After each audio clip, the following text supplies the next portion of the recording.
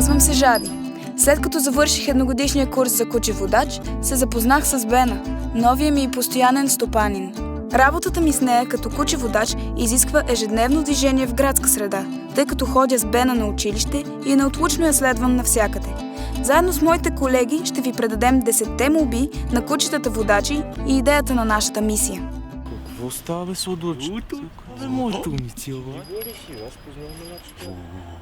е тук. Моля, не ме галете, защото това отвлича вниманието ми от моята отговорна работа.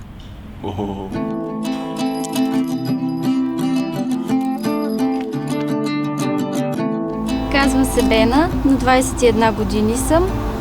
Това е моето кученце, тя се казва Жади, тя е на 3 години. С бастун само когато вървя много бавно и съм много неуверена в себе си. Единственото решение беше да си взема куче водач. На мен много ми хареса Жади и така тайничко си мечтаях точно това куче да е моето куче водач. И така и стана. Не си го и помислях да тръгна сама, а сега с нея съм много уверена и съм спокойна. След като завърша училище, смятам да се занимавам с музика. С косите ми обичам да играеш и с пръсти да ги рошиш като вятър. По топлата им ласка да гадая на твоята усмивка светлината.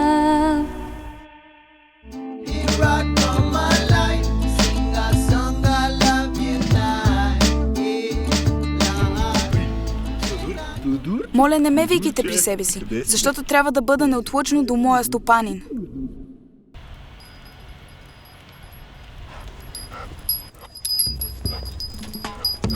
Здравейте, аз съм Грима, а това е моята стопанка Райна. От 4 години сме неотлъчно заедно. Внимавай с стълби! Да, благодаря, почти си знае работа. Окей. Моля, помагайте ми само чрез говор, защото вашето докосване ме обърква. Здравейте, казвам се Райна. Това е моето куче водач Грима. Аз съм студентка в УНСС, уча икономика на съобщенията. Записвам своите лекции с лаптоп. Имам инсталиран на него един софтуер, който чете абсолютно всичко, което е на екрана. Така, записвам лекциите и след това, като се прибера вкъщи, си ги прочитам с този софтуер. С Грима ходим почти всеки ден на лекции, минаваме през всички препятствия без проблем и намираме всички зали, които са ни необходими. Живота преди да срещна Грима ми беше много труден, тъй като изпитвах много трудности от това да се движа сама из толкова трудната градска среда. Откакто съм с нея, се чувствам много по-независима и общо взето живота ми с нея е невероятен. На зрителите мога да пожелая да бъдат по-добри и да посрещат трудностите в живота с усмивка.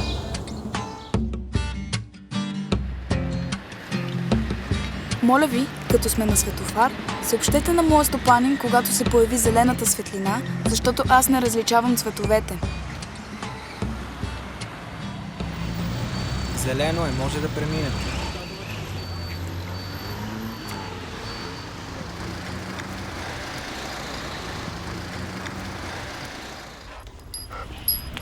Здравейте, аз съм Жан. Заедно с стопанинът ми Панчо отиваме към студиото, в което той работи. По пътя си често срещаме различни препятствия, като например това. Моля ви, спазвайте правилника за движение, за да не застрашавате нас, а и самите себе си.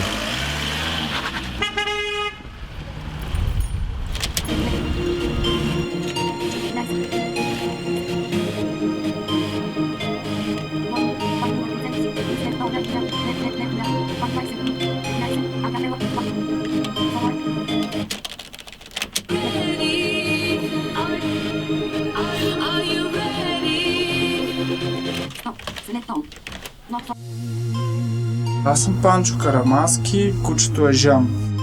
Аз съм на 20 години. Занимавам се с активно диджейство, основно с хаус музика и работя през останалото време в студиото си, което е иновация за хората с зрителни увреждания в България и малко разпространява по Европа и света. Почнах да правя студио преди да знам точно как ще работя в него и какво ще го правя, но се оказа, че когато имаш идея, когато имаш желание, те нещата се подреждат според твоите желания и поне така се случва на мен. И за мен това е магията на вярата и решителността, защото с вяра много неща не се постигат, трябва и решителност в действията и много информация. Масово хората не се развиват поради липсата си на информация. Основно хората с зрителни увреждания могат да кажат. И биват подценявани, разбира се. Това пък е другия момент. Кучето е заедно с мен навсякъде, освен по клубовете, защото не искам да го подлагам на силния шум, пък никой не ми е длъжен да осигурява помещение, в което той да престоява, докато аз работя. Посланието ми към всички хора, не само към незрящите, да вярват в това, което искат да постигнат, но да не си остават само с вярата. Без действие, без решителност нищо няма да се получи.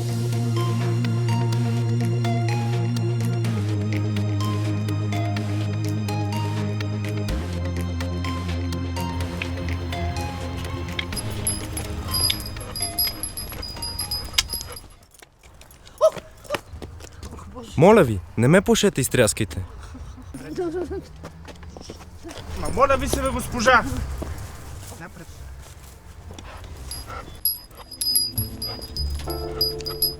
Здравейте, аз съм Енджел, а това е стопанката ми Невена. Моля да ни кажете кой номер трамвай идва, защото аз не мога да чета. Извинете, кой номер трамвай е? 22. Много ви благодаря.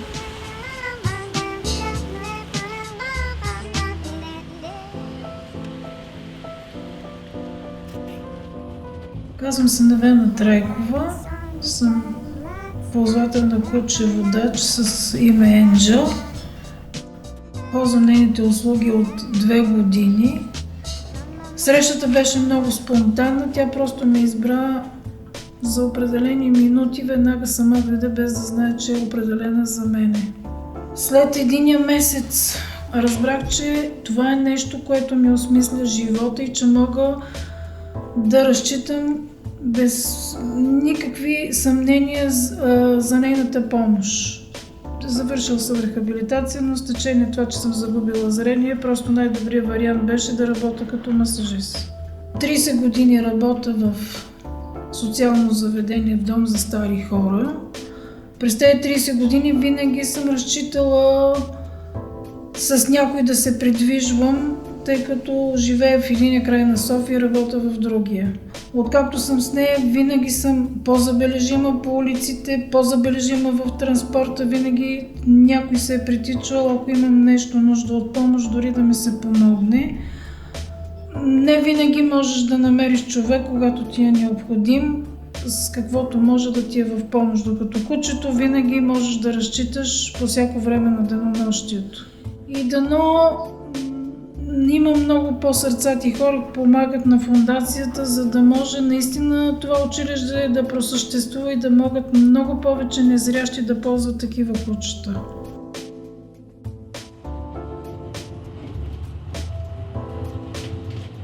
Моля, освободете ни пътя, за да стигнем по-бързо и по-сигурно до нашата цел.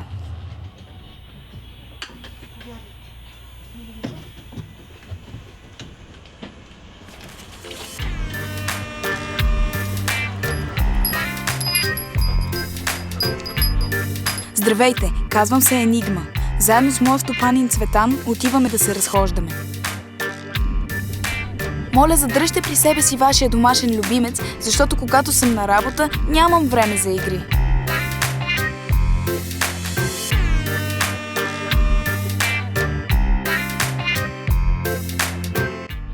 Казвам се Цветан Спасов.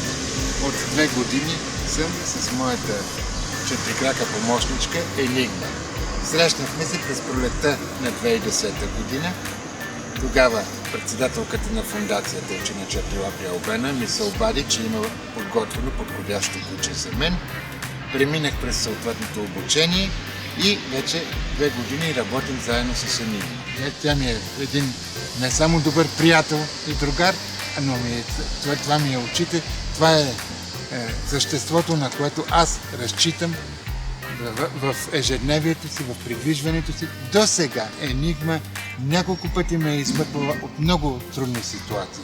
Примерно тръгваме да пресичаме на пешеходна пътека, в това време пред нас профучава кола, Енигма спира и ме предпазва да направя следващата крачка, която може да бъде фатална. Действително това е моите очи, това е моето приятелче, това е моят другар в живота, на който винаги мога да разчитам по всяко време на денонощието. В ежедневието най-често се срещаме с неразбирането на останалите хора. Защото те смятат, че това е едва ли не някаква прищявка или някаква презумпция наша да си имаме кучета водач. Отнасят се много често към кучето като към домашен любимец.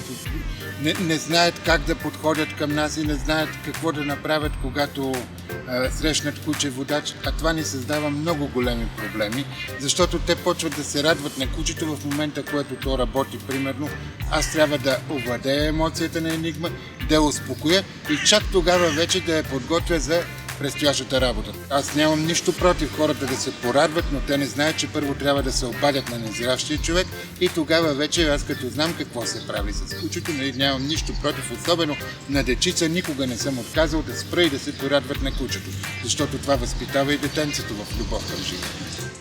Бездомните кучета също са ни проблем, защото на няколко пъти се случва Енигма да е нахапана от бездомно куче, защото когато ние се движим по маршрут, тя е хваната с двата повода, тя просто и да иска не може да реагира. Изневиделица изниква бездомно куче и се нахвърля върху нея. В повечето случаи това води до инцидент, после което аз трябва да спре, да успокоя Енигма, за да продължим работа. Действително това е много сериозен проблем бездомните кучета и за нас, защото те се нахвърлят върху нашите кучета, а нашите кучета са почини, те не са агресивни, не реагират остро на такова нещо, а много често са потърпевши. 8-9 години се занимавам с една много интересна наука, астрологията, която коренно промени живота ми. И не случайно даже моята учителка по астрология се шегува, че ти промениш себе си и затова и Енигма дойде при теб. Моето пожелание към зрителите е: вярвайте в себе си, в своите сили и помнете, че щастието е във вашите ръце.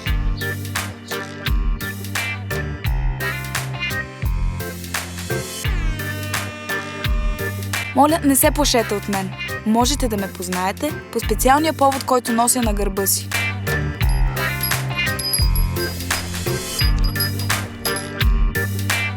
Като говорим за мотивацията да вземеш куче за отглеждане, преди да започне програмата му за обучение за куче водач, от една страна имаш приятел, макар и за кратко. От друга страна, крайно време е и ние да достигнем нивото в западните държави и да подпомагаме. Също така забелязвам, че училището произвежда наистина качествени кучета водачи. Това е признато, това съм го виждал при мои познати, които за съжаление са незрящи. Бих призовал всеки, който може да подпомогне това училище с каквото е способен и защо не да вземе куче за отглеждане. Тези кучета се подготвят за мисията си в продължение на 2 години. Да живеят и да работят за своите слепи стопани 24 часа в денонощието. Помогнете им, улеснете задачата им, като се отнасяте към тях с разбиране и подкрепа. Нека направим така, че повече слепи хора да срещнат своите очи на 4 лапи.